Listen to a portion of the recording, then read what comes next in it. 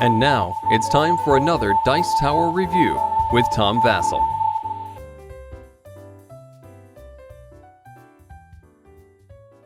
A lot of cooperative games came out in 2008, and one of the ones that came out near the end of the year was Ghost Stories from Repos Productions.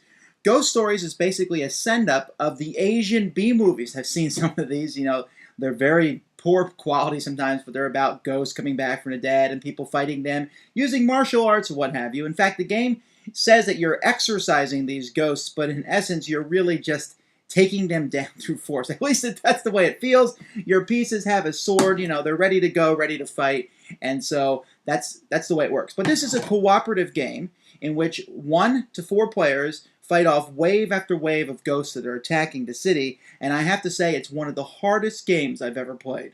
As I said, the game focuses around ghosts, and ghosts will be attacking the town as time goes by. Ghosts are a different color, which shows where they attack usually. It shows a certain number of icons. That's how strong the ghost is. They go all the way up to 4 for regular ghosts. The boss ghost can be much higher than that. And then they also show special abilities. A ghost can have up to 3 special abilities. If it's over on this side, that's the special ability occurs when it first comes into play. If it's in the middle, then every turn that ghost has a special ability. And then if it's at the end, when that ghost is taken out of the game through force, if necessary, that's a special ability that the ghost has. Now, the artwork on these ghosts is a bit gruesome. In fact, I would very highly suggest that younger children stay away. I mean, these are cartoonish images, but they certainly can get pretty gory looking, and some of these people I would guess would give me nightmares as a child. This is the game board and how it's set up at the beginning of each game. Each player has a player board, which is put around 9 tiles. These tiles are randomly placed at the beginning of the game, and all 4 players are placed on the middle of the board there. Each player gets a tile token that they can use during the game, and they also get a certain amount of key that they can use, and if they run out of that, then they die. Each player also has a special ability that's marked on their card. In fact, there's 2 different special abilities that players can pick between, and they can just flip their card over and use the other one if they choose, but they have to use the same one for the entire course of the game. On a player's turn, they look at their board. If there are any ghosts there, some things happen. A few ghosts have a haunting ability, which means there's a haunter on that, and at the beginning of their turn, that haunter moves forward 1. If he moves forward again on a following turn, the tile in front of him becomes haunted. That tile is then turned over, and players cannot use that tile. In fact, if a certain amount of tiles are haunted, in the beginning game it's 4, the players lose the game. And so you want to destroy haunters as soon as possible. Other ghosts have a curse on them, and in that case the player rolls a curse die. Now, 2 sides of the curse die, nothing happens, but in the rest of them, something bad happens. Another monster comes out. A tile is haunted. The player loses a key, or they lose a token, and it can get kind of hairy. So if that after the ghosts are taken care of, then players are drawing from the top of a deck and bringing out another ghost. Now that ghost, if it's green, goes on the green board. If it's black, it goes on the board of the person who chose it.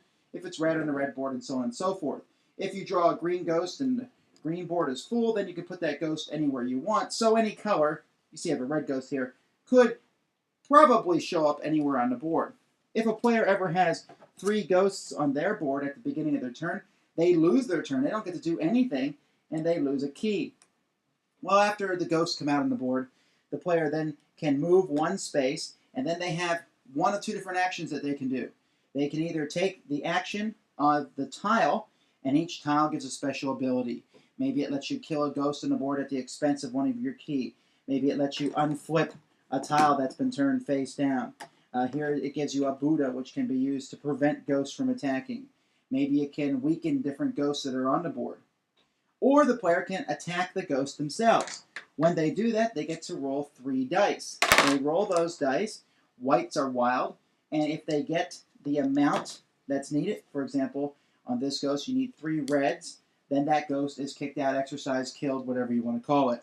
Now, if you think about that, if I'm rolling to get 3 reds here on this ghost, I need to roll 2 reds and a wild. There's only 2 sides of each die. The chance of me doing that is small. So during the game, players will collect different tokens of the different colors, and they can use these tokens and add them to their roll to help kill the ghosts, which is really one of the only way you're ever going to get rid of many of the harder ghosts. And so players are keep doing this. If a player dies, there's a chance that they can be brought back from the dead with one of the tiles, the graveyard tile, which could bring them back. But other than that, if all the players die, the game's over. If there's ever 12 ghosts on the board, the game is over. Otherwise, the only chance a player really has of winning is if they manage to get through the deck, and in the deck is a really difficult ghost. You can see this one is 2 of every color, and he is the incarnation of Fu Chang. And when this person comes out, this one's Hope Killer. And if you manage to kill them and survive any special effects that they have at the end, this one makes you roll a curse die, then you win the game. And that's on the easy setting. On the harder setting, each player starts with less life. You can add more than one of these ghosts into the deck and just make it really, really nasty. As I said at the beginning of the review, this is a really, really hard game. I've played it maybe 6 or 7 times now, and we've won twice. And one of those times, we were just really lucky. The other time, it came down to the wire. It's just constantly, ghosts just seem to keep coming and coming and coming and coming, and you keep fighting them off. And that sounds a bit redundant, and maybe it is in the sense that it's like, oh, I'm doing the same thing over the course of a game. But it's just this desperation. Here comes a ghost. Get over there. Fight over here. Do that. Oh, the green guy has 3 ghosts on his board. We got to fight them off. And it's just this constantly going and fighting and fighting. And sometimes the way the ghosts come out, I don't really think there's a chance of people winning. And the book has this easy, medium, and then super hard level. I don't even know why they call it that. It should be called hard, super hard, and impossible levels, because even the easy level is very, very difficult. Great components, very evocative artwork.